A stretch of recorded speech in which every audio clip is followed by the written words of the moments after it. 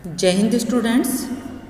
आज इस वीडियो में हम बात कर रहे हैं अमेरिकी कॉन्स्टिट्यूशन में सेपरेशन ऑफ पावर्स क्या है, शक्ति पृथक्करण का सिद्धांत क्या कहता है।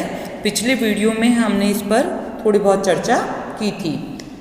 यह सिद्धांत इस विचार पर आधारित है कि निरंकुश शक्तियों के मिल जाने से व्यक्ति भ्रष्ट हो जाता है और अपनी शक्तियों का दुरुपयोग करने लगता है। ये अवधारणा मॉन्टेस्क्यू द्वारा दी गई है। वो ये कहते हैं कि अगर जुडिशरी, एग्जीक्यूटिव और लेजिस्लेचर आपस में मिल जाएगी, मिलकर कार्य करेगी, तो अगर तीनों महान शक्तियां मिल गई तो व्यक्तियों के साथ भ्रष्टाचार का वातावरण या भ्रष्टाचार का व्यवहार किया जाएगा और पूरा देश ही भ्रष्ट हो जाएगा। वे आगे बताते हैं कि व्यवस्थापिका या लेजिस्लेचर का काम क्या होना चाहिए, रूल मेकिंग या लॉ मेकिंग काम होना चाहिए। एग्जीक्यूटिव क्या करेगी, उन जितने भी नियम बने हैं उनको एग्जीक्यूट करेगी, क्रियान्वित करेगी। और जुडिशरी क्या करेगी, उन जो नियम बने हैं उनके अकॉर्डिंग वो निर्णयों को लागू करेगी। मॉन्टेस्क्यू ने इस बात पर विशेष बल दिया कि इसमें से प्रत्येक को अपने क्षेत्र में स्वतंत्र होना चाहिए, अपने कार्य क्षेत्र तक ही सीमित रहना चाहिए और दूसरे के कार्यों या अधिकारों पर नियंत्रण करने की चेष्टा नहीं की जानी चाहिए। आगे वे बताते हैं, यदि व्यवस्थापिका और कार्यपालिका शक्तियां एक ही हाथों में केंद्रित हो जाएगी तो कहीं पर भी स्वतंत्रता नहीं रहेगी। इसी प्रकार से अगर न्याय संबंधी शक्तियां भी इनमें मिल जाएगी तो संपूर्ण देश में भ्रष्टता का वातावरण उत्पन्न हो जाएगा। ये बताते हैं मॉन्टेस्क्यू। आगे बात करते हैं कि इसी को ध्यान में रखते हुए अमेरिकी संविधान में जो अनुच्छेद है उनमें भी व्यवस्था की गई है। आर्टिकल जो फर्स्ट है उसमें क्या व्यवस्था की गई है, संविधान में प्रदान की गई व्यवस्थापन संबंधी जो भी लेजिस्लेचर पावर्स होगी वो एक कांग्रेस में निहित होगी।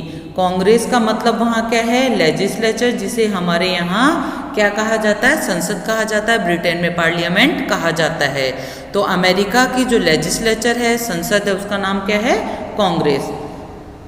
संविधान के आर्टिकल 2 में क्या कहा गया है, एग्जीक्यूटिव जो वो पावर्स है वो किस में निहित होगी, वो अमेरिकन प्रेसिडेंट के पास निहित होगी। और आर्टिकल 3 में क्या कहा गया है कि जुडिशरी जो पावर है वो वहाँ के सुप्रीम कोर्ट और उसके नीचे जितने भी न्यायालय होंगे उनमें होगी। तो आर्टिकल 1, आर्टिकल 2 और आर्टिकल 3 इन तीनों में इन्होंने लेजिस्लेचर, एग्जीक्यूटिव और जुडिशरी पावर्स बता दी है कि कहाँ निहित होगी।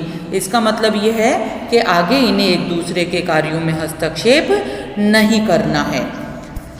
इस टेबल के द्वारा हम ये देख पा रहे हैं कि अमेरिकी जो कॉन्स्टिट्यूशन है उसमें शक्तियाँ कांग्रेस के पास है। अमेरिकी कॉन्स्टिट्यूशन ने सर्वोच्च न्यायालय को पावर्स दी है और प्रेसिडेंट को पावर्स दी है। मतलब उन्होंने शक्तियों का पृथक्करण कर दिया है। शक्तियों का पृथक्करण करने के साथ साथ उन्होंने क्या किया है कि वे एक दूसरे पर नियंत्रण संतुलन भी बनाए रखेंगी। कैसे बनाए रखेंगी, अमेरिकी जो कांग्रेस है वो किस प्रकार से बनाए रखेगी, कांग्रेस का मतलब लेजिस्लेचर। ये अगर हम बिल्कुल स्वतंत्रता दे देंगे इनको तो ये कार्य भी नहीं कर पाएंगी। तो कार्य करने के लिए इनको स्वतंत्रता देने के साथ साथ नियंत्रण संतुलन की व्यवस्था भी स्थापित की गई है कि ये अपने अपने क्षेत्रों में स्वतंत्र रहते हुए एक दूसरे पर नियंत्रण भी रखे जिससे कि कार्यों में संतुलन बना रहे। सबसे पहले हम बात कर रहे हैं वो है कांग्रेस की या लेजिस्लेचर की।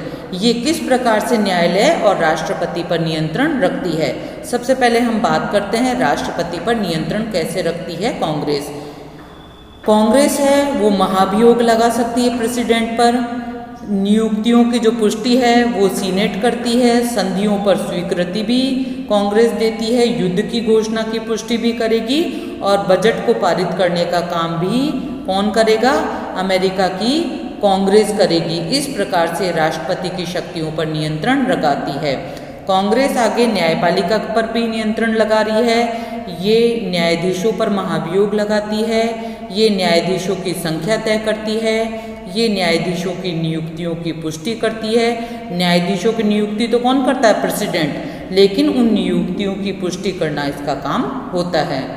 निचले संघीय न्यायालयों का गठन भी कांग्रेस करती है। कांग्रेस और राष्ट्रपति पर ये क्या करेगा? कांग्रेस द्वारा निर्मित विधियों की व्याख्या करता है, प्रशासकीय कार्यों की वैधता की जांच करता है और न्यायिक पुनर्विलोकन की व्यवस्था के द्वारा इन सब कानूनों की वैधानिकता का परीक्षण करता है।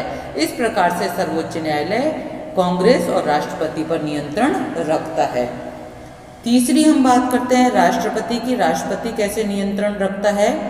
राष्ट्रपति कांग्रेस की शक्तियों पर नियंत्रण रखता है। ये विधेयकों पर वीटो का अधिकार, जो वीटो हम आगे पढ़ेंगे, वीटो का मतलब है ये विधेयकों को रोक सकता है।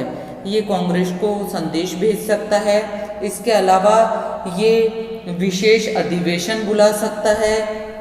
इसके अलावा ये न्यायपालिका या न्यायालय पर भी नियंत्रण रखता है। कैसे रखेगा? न्यायाधीशों की नियुक्ति करता है और संघीय अपराधों के लिए ये जो संगीन अपराध है उनके लिए क्षमादान भी कर सकता है। इसलिए इस प्रकार से सरकार के तीनों अंग कौन कौन से? लेजिस्लेचर, सेकंड एग्जीक्यूटिव और थर्ड है जुडिशरी।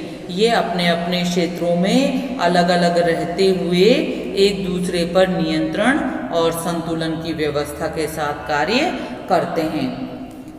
आगे इन्होंने बताया है कि कांग्रेस की शक्तियों को नियंत्रित करने की व्यवस्था किस प्रकार से ये करते हैं। कांग्रेस को व्यवस्थापन के क्षेत्र में शक्तियां दी गई है, किंतु राष्ट्रपति और न्यायालय द्वारा अवरोध की व्यवस्था भी कर दी गई है। इसके आगे ये बात करते हैं कि कांग्रेस के अलावा राष्ट्रपति को नियंत्रित करने की भी व्यवस्था की गई है। तो राष्ट्रपति को नियंत्रित करने के लिए भी बहुत सारी व्यवस्थाएं जो हम ऊपर अभी टेबल में पढ़ चुके हैं उसकी व्यवस्था भी यहाँ पर की गई है। कांग्रेस के अलावा सर्वोच्च न्यायालय को नियंत्रित करने की भी व्यवस्था की गई है, जो भी हमने टेबल में पढ़ा है कि किस प्रकार से यहाँ की लेजिस्लेचर है वो क्या कार्य करेगी और जो प्रेसिडेंट है वो भी सर्वोच्च न्यायालय को नियंत्रित करेगा। इस प्रकार से हमने ये पढ़ा है इस वीडियो में, इस चैप्टर में, कि यहाँ पर सरकार के तीनों अंग अलग अलग रहते हुए भी, मतलब शक्ति पृथक्करण के द्वारा रहते हुए भी एक दूसरे पर नियंत्रण और संतुलन बनाए रखने का कार्य करेंगे। मतलब यहाँ पर लेजिस्लेचर, एग्जीक्यूटिव और जुडिशरी ये तीनों अपने अपने क्षेत्रों में अलग अलग रहते हुए कार्य करेंगे, लेकिन प्रत्येक अंग दूसरे पर नियंत्रण भी रखेगा ताकि संतुलन स्थापित हो सके। अगर ऐसा नहीं होगा तो हर व्यक्ति अपने अपने डिसीजंस अलग अलग करेंगे, जिससे अनेक समस्याएं देश को झेलनी पड़ सकती है। इसलिए शक्ति पृथक्करण के साथ नियंत्रण और संतुलन की व्यवस्था यहाँ की गई है। आज के वीडियो में इतना ही। जय हिंद, थैंक यू।